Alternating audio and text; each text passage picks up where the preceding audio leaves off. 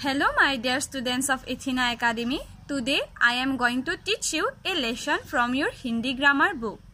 The chapter name is Sarvanam. Sarvanam. So let's start.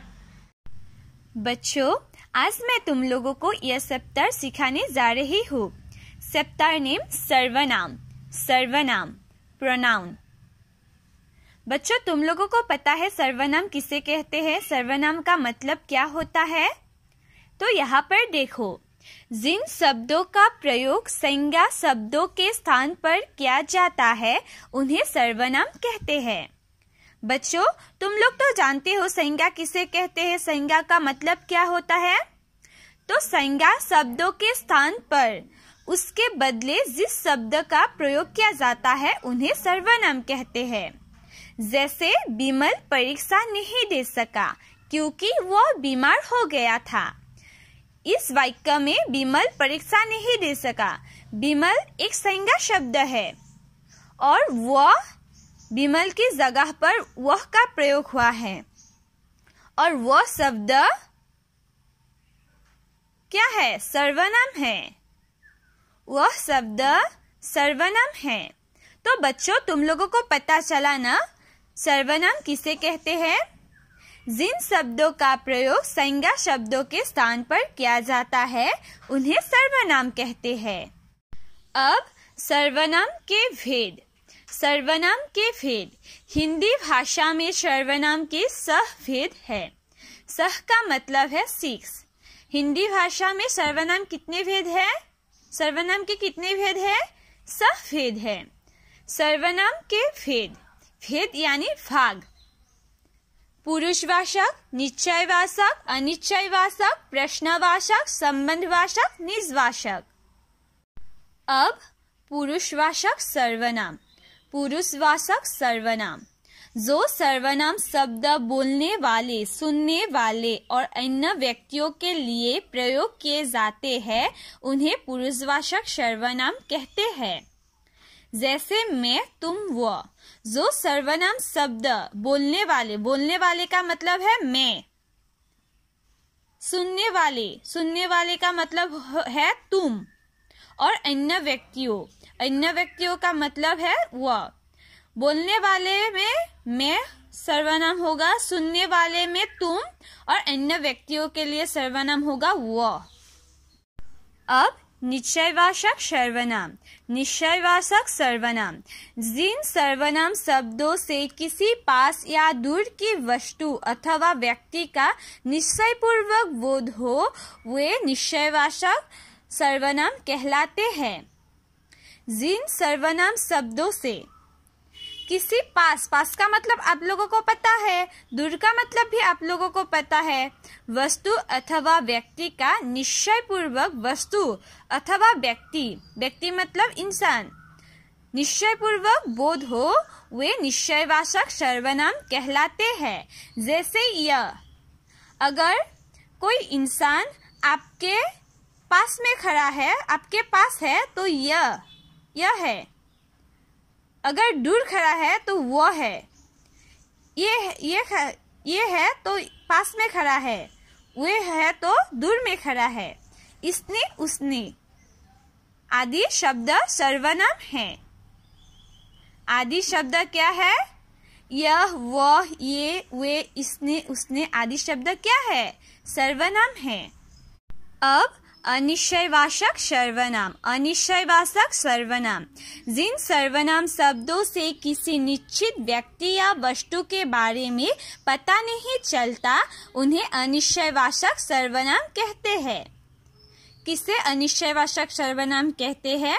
जिन सर्वनाम शब्दों से किसी निश्चित व्यक्ति या वस्तु के बारे में पता नहीं चलता उन्हें अनिश्चयवाचक सर्वनाम कहते हैं. जैसे कोई. बच्चों, मैं एक तुम लोगों को उदाहरण देती हूँ तब तुम लोगों को पता चलेगा. कोई. कोई जा रहा है. मैंने क्या कहा? कोई जा रहा है, लेकिन मुझे नहीं पता है कौन जा रहा है. इसलिए मैंने किस शब्द का इस्तेमाल किया है? कोई शब्द का इस्तेमाल किया है. कोई शब्द का इस्तेमाल क्या है, और यह कोई शब्द क्या होता है, सर्वनाम होता है। ठीक उसी तरह कुछ, किसी, किन्हीं, कुछ, किसी, किन्हीं, कोई, यह सब शब्द क्या है, सर्वनाम है। अब प्रश्नवाचक सर्वनाम। प्रश्नवाचक सर्वनाम, जो सर्वनाम शब्द प्रश्न पूछने के लिए प्रयोग किए जाते हैं वे प्रश्नवाचक सर्वनाम कहलाते हैं। जैसे कौन, क्या, कैसे, किसे, किसने आदि। बच्चों, कौन प्रश्न पूछने के लिए जिस सर्वनाम शब्द का प्रयोग किया जाता है उसे प्रश्नवाचक सर्वनाम कहते हैं। यहाँ पर देखो, जैसे कौन गा रहा है। मैंने क्या किया, एक प्रश्न पूछा, कौन गा रहा है, यह एक प्रश्न है। और इस वाक्य में कौन एक सर्वनाम है, एक क्या है, सर्वनाम शब्द है। कौन शब्द एक सर्वनाम है। ठीक उसी तरह क्या, कैसे, किसे, किसने, यह सब शब्द भी क्या है, सर्वनाम है। अब संबंधवाचक सर्वनाम। संबंधवाचक सर्वनाम वे सर्वनाम शब्द जो उन दो वाक्य खंडों को जोड़ते हैं जिनका आपस में संबंध हो उन्हें संबंधवाचक सर्वनाम कहते हैं। वे सर्वनाम शब्द जो उन दो वाक्य खंडों को जोड़ते हैं जिनका आपस में संबंध है उन्हें संबंधवाचक सर्वनाम कहते हैं। जैसे जो, सो, जिसकी, उसकी, जिसे, उसे आदि। जिसे, उसे, यह सब शब्द क्या है, सर्वनाम है। मैं तुम लोगों को एक उदाहरण देती हूँ। जिसकी लाठी उसकी भैंस। इस वाक्य में लाठी और भैंस क्या है, दो शब्द है।